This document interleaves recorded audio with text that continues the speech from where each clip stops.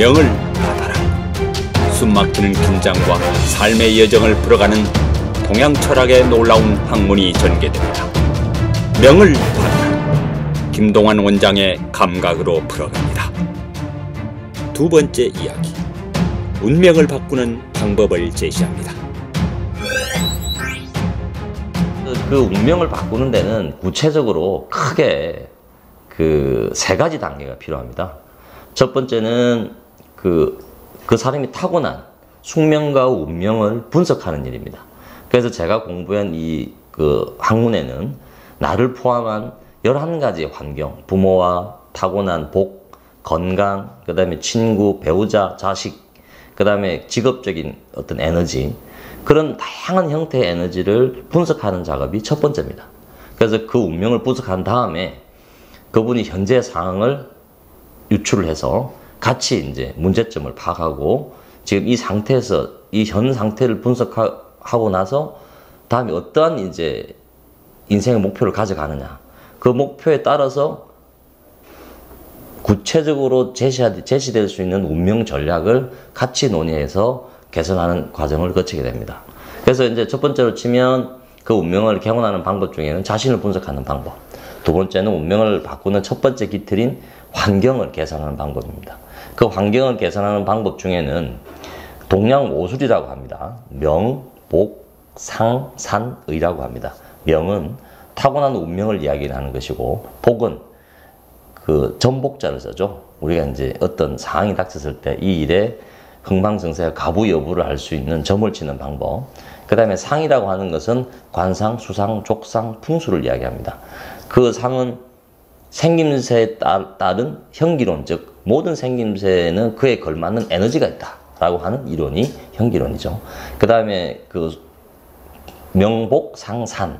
산이라고 하는 것은 수행법을 의미합니다. 즉 건강해지고 오래 살고 할 수 있는 방법.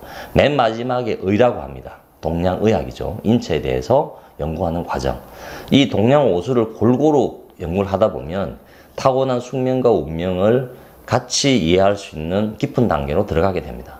그래서 처음 1단계가 과거와 타고난 운명을 분석을 하고, 두 번째는 현재의 체질과 에너지, 운명의 상태를 분석하는 과정을 거친 다음에 그 사람이 좋은 에너지를 받을 수 있는 환경으로 맞춰줍니다. 즉 풍수적으로 이야기를 하면 그분이 복을 받을 수 있는 침대의 위치, 인테리어, 내지는 사무실의 방향, 향 등을 맞춰줌으로 해서 그분이 부족한 에너지를 긍정적으로 또 성공적인 에너지를 받을 수 있도록 여러 가지 기운을 받쳐주는 과정을 거치게 되는 겁니다. 그런 다음에 두 번째가 그분의 건강을 살리는 일입니다. 사람이 아무리 좋은 운이 온다 하더라도 내가 건강하지 않으면 그 에너지를 받을 수가 없습니다. 그리고 그 에너지를 온전히 받아서 자기 운명에 대입해서 성공적으로 나가기는 매우 어렵습니다. 천하를 얻어도 건강을 잃게 되면 모든 걸 잃는 것과 동일한 거죠. 그래서 두 번째 과정이 그분의 건강 상태를, 여러 가지 형태가 있겠죠. 뭐 현대과학이나 병원에 가서 진료를 한 다음에 또 건강법을 찾을 수도 되고, 또 다양한 대체 요법이나 또 본인을 건강하게 할 수 있는 그런 다양한 방법들을 활용해서 건강해지는 쪽에 두 번째 포커스를 맞춥니다. 그러면 기운을 받을 수 있는 좋은 환경으로 만들고, 두 번째는 내 몸이 건강해지면 맨 마지막에 바뀌는 것이 뭐냐? 인연이 바뀝니다. 결국 우리는 인간의 인연법에 의해서 살아갑니다. 내가 성공을 하려면 좋은 사람을 만날 것이고, 내가 실패하려면 사기꾼을 만나게 되어 있습니다. 그리고 내가 운이 안 좋을 때는 그분이 어떤 의도를 가지고 나를 사기치려고 만난 건 아닌데 본의 아니게 내가 당하게 되는 경우도 허다합니다. 그래서 내가 좋은 환경을, 에너지를 받는 환경으로 바꾸고 내 건강을 되찾고, 그리고 내 되찾은 건강으로 바른 판단을 할 수 있는 에너지가 생길 때 좋은 인연으로 바뀌게 됩니다. 그래서 그 인연으로 인해서 내가 부족했던 인생이 성공적인 삶으로 발돋움하기도 하고, 지금 상황에서 몇 배 더 나은 상황으로 개선이 된다고 할 수 있습니다. 저는 그 세 가지를 주 포커싱을 맞춰서 많은 분들의 운명을 바꿔주는 작업을 하고 있습니다. 그 운명을 바꿔주는 작업에는 보이지 않는 힘도 물론 작용합니다. 보이는 힘도 작용합니다. 이 세상은 음량으로 구성이 되어 있죠. 보이는 세계와 보이지 않는 세계. 하지만 보이는 세계만이 또 전부가 아니고 또 보이지 않는 세계가 전부는 아닙니다. 이 음량의 조화를 이룰 때 내 운명조차도 바꿀 수가 있는 겁니다. 물론 그 사람이 타고난 숙명의 많은 부분은 우리가 바꿀 수가 없습니다. 그러면 나는 왜 이런 숙명과 운명을 타고났을까? 이렇게 힘든 운명을 타고났을까? 라고 되묻는다면 거기에 대한 질문은 솔직히 다 드릴 수는 없습니다. 왜? 저 역시 사람이고 똑같은 고민을 저도 사람으로 태어났기에 내가 어느 종파에 따라서 그 종파의 종교적 교리를 제가 추종하지는 않습니다만은 어떠한 인연으로 해서 저희는 이렇게 태어났고 이렇게 살고 있습니다. 그리고 내가 원하지 않았지만 이러한 인생을 살아가는 과정 중에 어떻게 하면 더 나아질 거냐, 좀 더 나은 운명으로 바꾸기 위한 방법들이 무엇이 있느냐에 대해서는 더 집중할 뿐입니다. 하지만 단순히 저 같은 경우는 그런 과정들을 통해서 많은 사람들의 운명을 바꾸어 드렸고 또 지금도 바꾸고 있는 상태입니다. 그래서 우리가 제가 하는 공부에서는 10년 단위에, 특히 명리학에서 그런 말씀들을 많이 합니다. 10년 단위로 대운을 많이 판단합니다.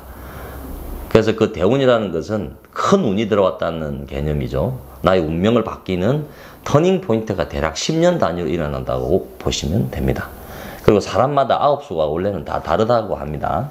흔히 우리가 알고 있는 9수로 한다 그러면 뭐 19, 29, 39이 9수인 줄 아는데, 제가 하는 그 학문에서는 그 개인마다 9수가 다릅니다. 2가 될 수도 있고 1이 될 수도 있고 3이 될 수도 있습니다. 그리고 그 사람마다 9수가 다르기 때문에 그 9수라고 하는 의미는 인생이 판이 바뀌고 틀이 바뀌는 시기라고 보면 됩니다. 제가 사춘기를 겪고 성장기를 겪고 실패기를 겪고 하듯이 운명에도 운명의 고저가 있는 시기가 분명히 따로 있습니다. 그 시기가 언제인지를 찾아내는 것이 운명을 바꾸는데 또 가장 중요한 역할을 합니다.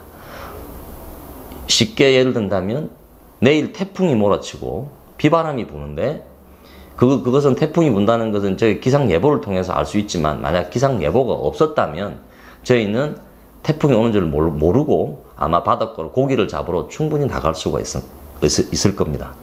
마치 그런 거와 동일합니다. 나의 운명에는 반드시 태풍이 부는 시기가 있고 꽃이 피는 시기가 있고 또 얼어붙는 동토의 시기가 있습니다. 그런데 이러한 것들이 눈에 보이지 않기 때문에 우리는 열심히만 살고 내가 갖고 있는 모든 것을 다해서 최선만 다하면 나는 인생을 성공적으로 살아갈 수 있다라는 생각을 대부분 합니다. 하지만 운이 나쁠 때, 특히 인생에 폭풍이 불고 태풍이 불어 비바람이 몰아칠 때 내가 바다로 나가서 그물을 던져서 고기를 잡는다고 했을 때 과연 그분은 살아 돌아올 수 있을까요? 운명도 마찬가지로 봅니다. 자연은 무정합니다. 자연은 인이 없습니다. 인간은 인의가 있고 정이 있습니다. 사랑이 있고. 하지만 자연은 자기가 정해진 법칙대로 움직일 따름입니다. 인간은 그 자연을 바꿀 수 없습니다. 운명도 마찬가지입니다. 내 운명에 봄, 여름, 가을, 겨울이 있고 폭풍과 치는 시기가 있고 해가 뜨고 또 꽃이 피는 시기가 있습니다. 그 때가 언제인지를 우리가 정확히 알아낸다고 하면 우리는 아주 지혜로운 인생을 살 수가 있을 겁니다. 그래서 제가 하는 과정이 그러한 운명의 타이밍을 설명을 해드리고 그 타이밍에 맞는 솔루션과 그 다음에 그걸 극복할 수 있는 다양한 방법들을 통해서 가장 행복하고 지혜로운 인생을 살아가기 위한 목적으로 저는 이 일을 하고 있습니다.